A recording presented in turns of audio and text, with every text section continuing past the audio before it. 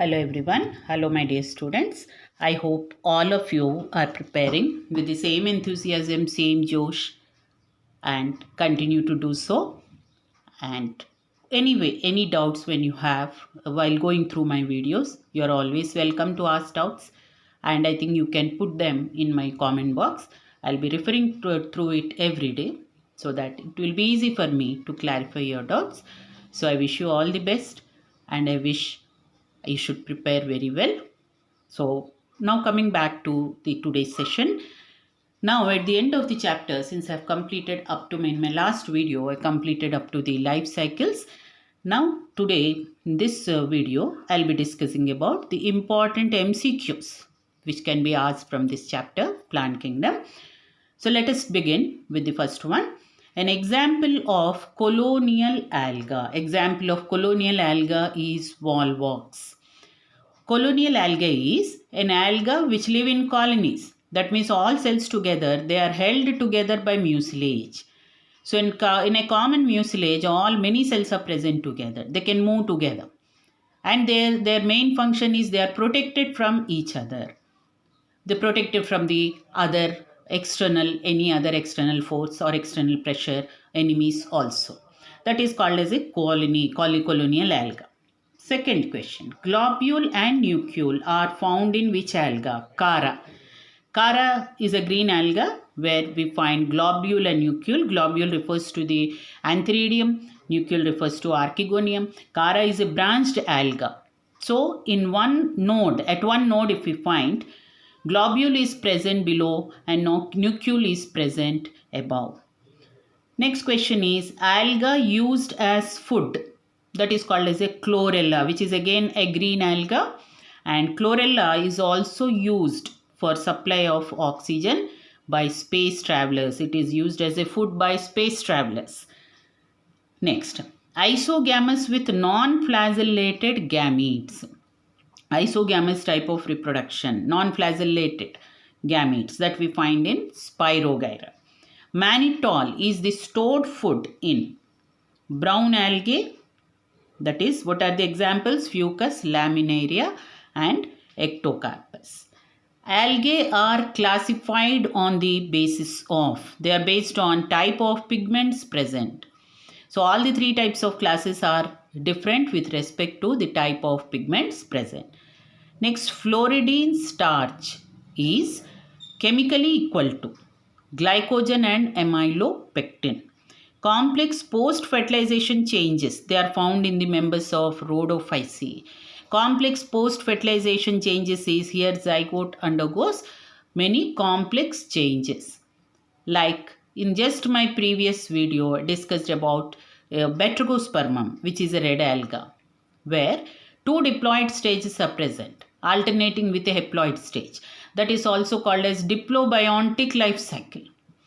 So such type of complex post-fertilization changes are present in this Rhodophyceae. Next, holdfast, stipe and fronds are present in the members of the alga. All these three are differentiation of the thallus, differentiation of plant body, which is found in brown alga, that is Phaeophyceae. Next, pyrenoids are made up of. This is one very important question. It often appears, often it is asked. Pyrenoids are actually protein granules. They are made up of proteins and they store starch. So this starch is deposited as a sheath around this protein. A protein like a granule it is present. So it is deposited as a sheath around the protein. Now, next question. Bryophyte, which is used for peat formation. Peat is a form of a coal. After fossil formation, the peat is formed. It is a form of a coal. And this is by sphagnum. Sphagnum belongs to mosses and by sphagnum, it is involved in also peat formation. Bryophyte in which gametophyte is dioecious, like Marchantia. Dioecious is where both Antheridia and Archegonia here are present on different thallus, different thalli. They are called as dioecious. So here in Marchantia we find Antheridia and Archegonia present on different thalli. Next question, Protonema stage is present in which class of bryophytes? Protonema we find in mosses.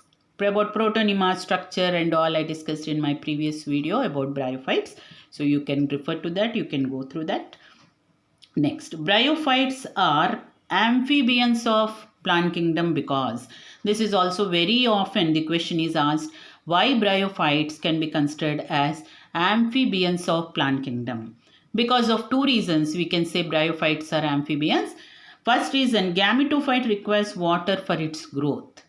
Gametophyte is always dependent on water. That's why bryophytes grow in damp and shady localities.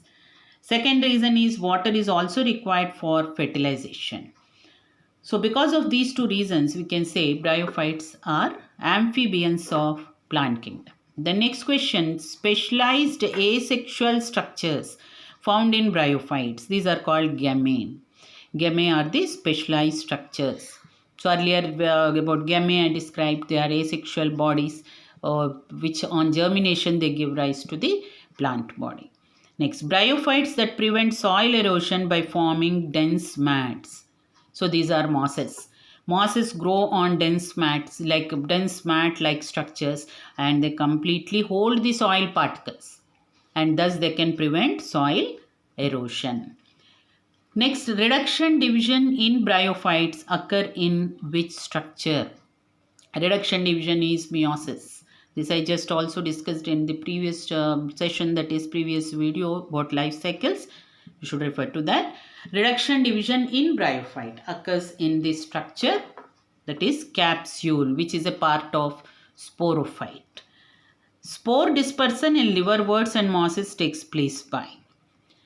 So in liverworts, we find spore dispersal takes place by the structures called elaters. By the structures called as elaters.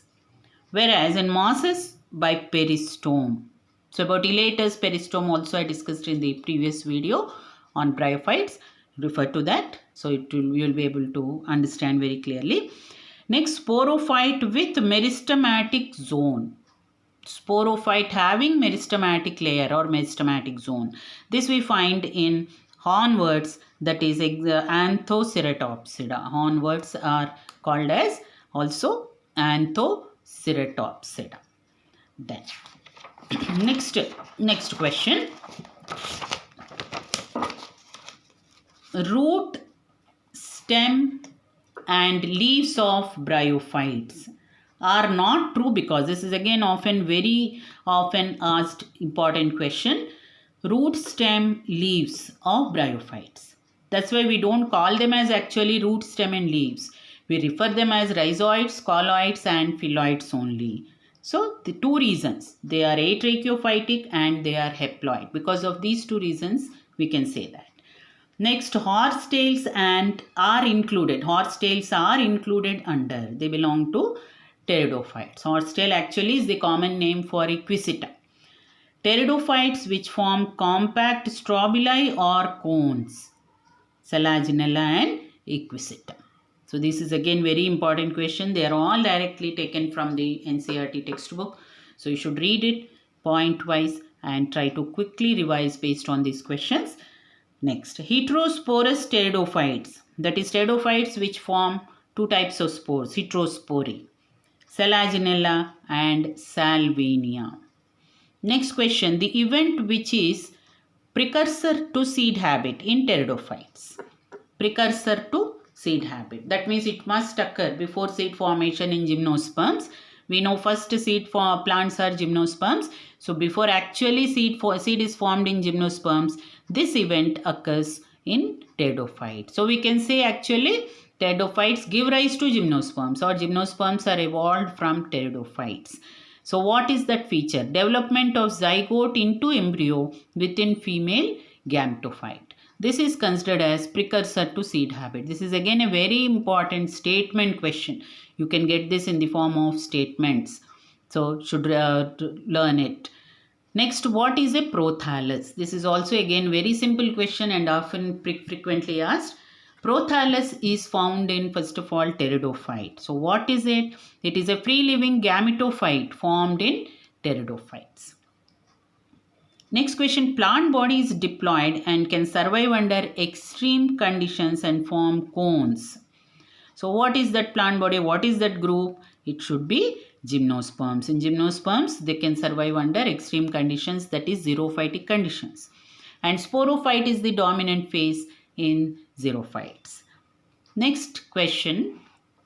If diploid chromosome number in the root cells of angiosperms is 36, what is the number in the endosperm?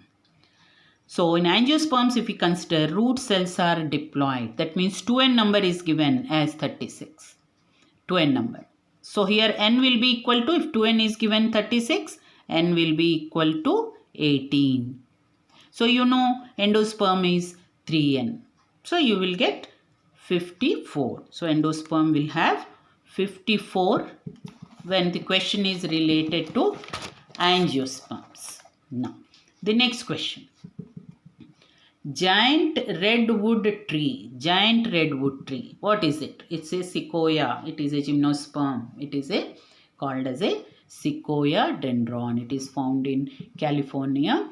It is called as sequoia dendron. Male and female gametophytes do not have independent existence. That means they are dependent on sporophyte. Male and female gametophytes, they are dependent on sporophyte. So they are extremely reduced and dependent on sporophyte. Such feature we find in case of gymnosperms and angiosperms.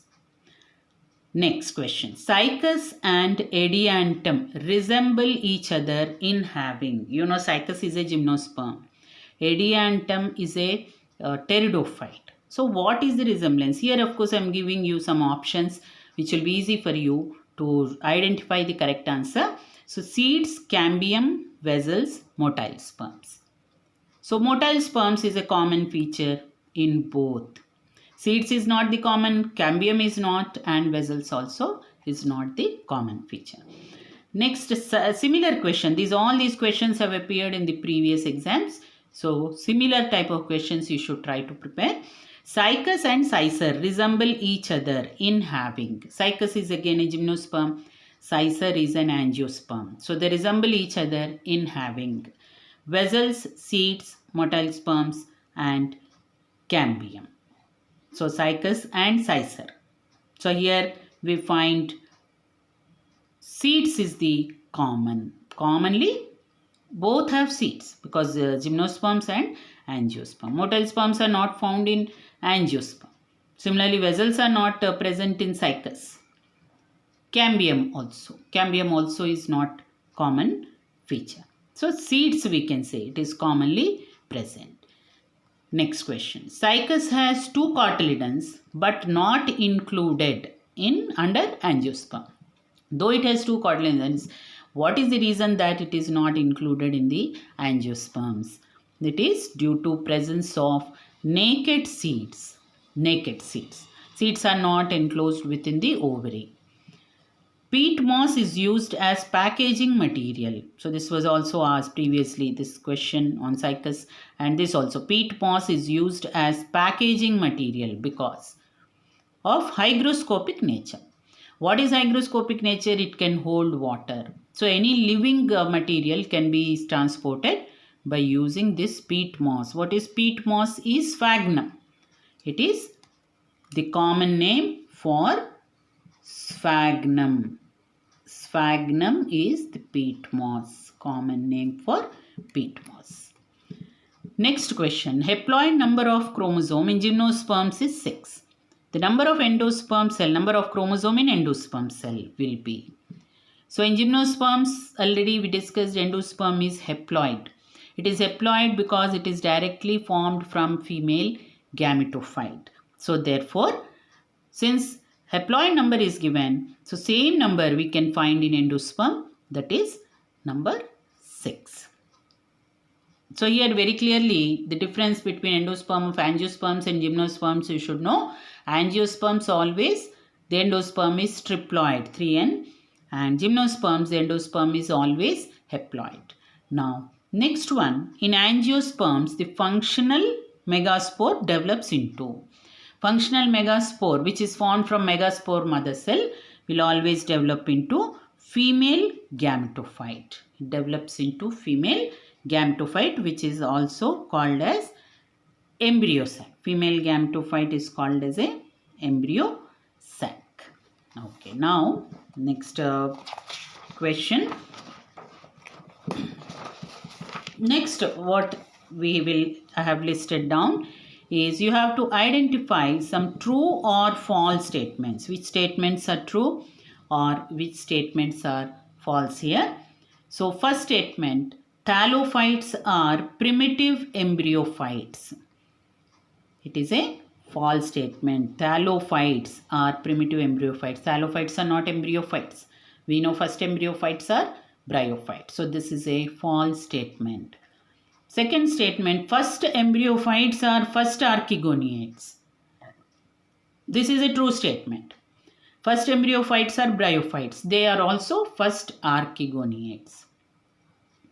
Last archegoniates are last spermatophytes. This is again a false statement. Last archegoniates means they are gymnosperms. Archegonium is not present in angiosperms. In gymnosperms, some lower gymnosperms, archegonium is present. So they are not last spermatophytes. Spermatophytes are seed producing plants. So they are not spermatophytes. Last spermatophytes are angiosperms. So therefore this statement will be wrong. Then last embryophytes are non-archegoniates. Last embryophytes are non-archegoniates. Last embryophytes are angiosperms. So these are non-archegoniates. They do not have any archegonium. First non-archegoniates are atracheophytes. First non-archegoniates. What are first non-archegoniates? Are thallophytes. They are called first non-archegoniates. And these are atracheophytes. They do not have any vascular tissue. So this is true. Advanced archegoniates are primitive spermatophytes. Advanced archegoniates are like gymnosperms. They are called advanced archegoniates. They are primitive spermatophytes. This is correct. True statement. Spermatophytes, I told you, are seed producing plants. So these are gymnosperms are first seed producing plants. So this statement will be true. All archegoniates are embryophytes. This is also true statement. All archegoniates are archegonians starting from bryophytes onwards. So bryophytes, pteridophytes, gymnosperms. These are archegoniates. And these are also embryophytes. Advanced spermatophytes are atracheophytes. Advanced spermatophytes means these are angiosperms. These are atracheophytes. That is wrong. False statement. Atracheophytes do not have any vascular tissues, but angiosperms have vascular tissues. First embryophytes are atracheophytes. First embryophytes are bryophytes. They are atracheophytes. That is the true statement. First spermatophytes are non-archegoniates. This is again a false statement. First spermatophytes are the first spermatophytes are gymnosperms. So these are archegoniates. They have archegonia. So non-archegoniates. This is a false statement. Now these are some of the questions which I discussed. So in this session, lastly, I want to discuss about what is the nature of gametophyte and what is the sporophyte, comparing starting from algae, fungi, or algae. Mainly we will see the thallophytes, algae onwards, algae, bryophytes, pteridophytes, gymnosperms and angiosperms. So first, if I take about gametophyte. So gametophyte, if we take algae we find gametophyte can be either uni or multicellular. But it shows a thallus-like structure. It can be uni or multicellular, but it shows a thallus-like structure. Thallus-like. But next one, that is if we take bryophytes, we find gametophyte is well developed gametophyte we find, or we can also call it as highly developed gametophyte we find in case of bryophytes. Now if we come to pteridophytes, what is the gametophyte here? Here gametophyte is reduced to thallus, and that is we call it as a prothallus.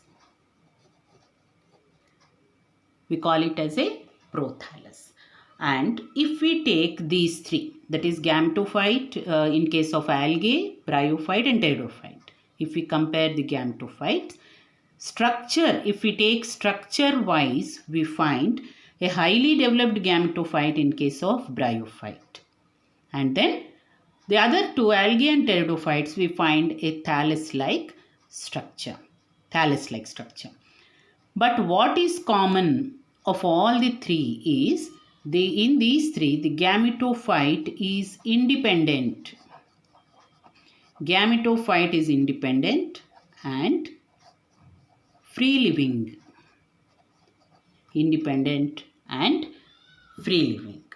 Even whether if we consider algae or if we consider bryophyte also, gametophyte is free living, and in pteridophyte also it is independent and free living. Independent and free living, we mean it is a photosynthetic also. Now next, if we take gymnosperms,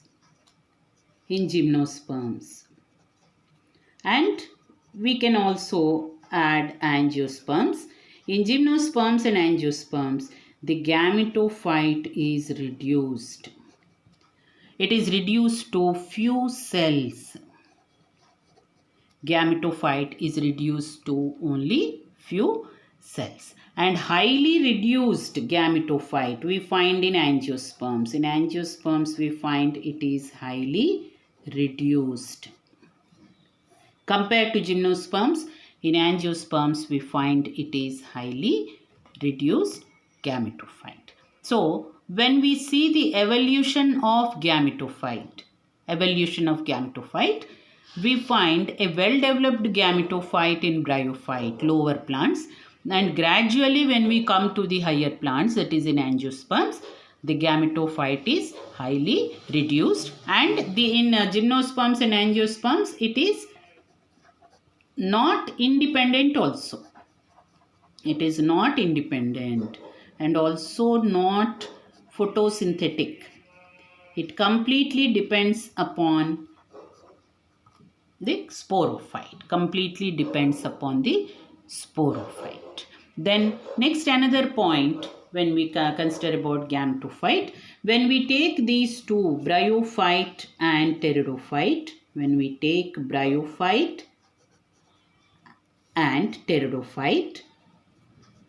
so in bryophyte we find sporophyte is always attached to gametophyte.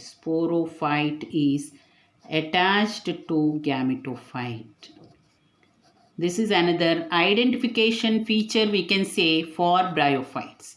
Sporophyte is attached to gametophyte. Pteridophyte, if we take, both sporophyte and gametophyte are separated. They are not attached to each other. Sporophyte is not attached to the gametophyte, or gametophyte also is not attached to sporophyte. Both are separated. They live freely. And in case of other two, already we discussed, gametophyte is completely dependent on sporophyte in case of gymnosperms and angiosperms. That is about how the evolution of gametophyte.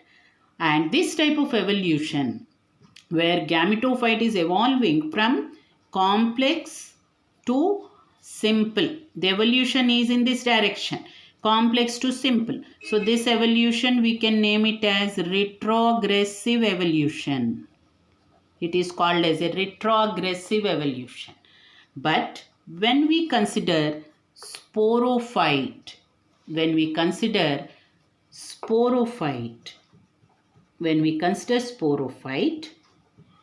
we find it is from simple to complex. The evolution is from simple to complex.